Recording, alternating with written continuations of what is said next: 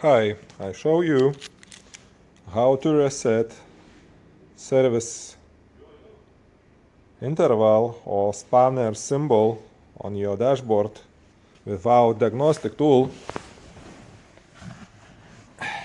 This is easy trick.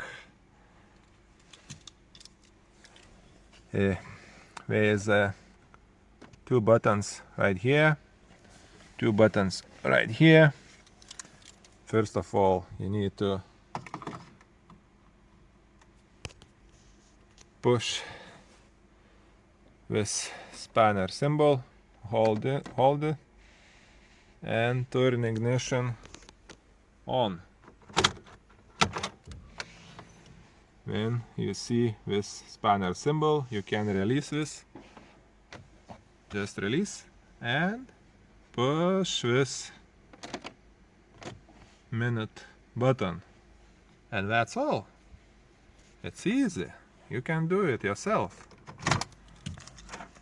So let's try again. If this spanner symbol gone, no more spanner symbol. It's simple. Thanks for watching.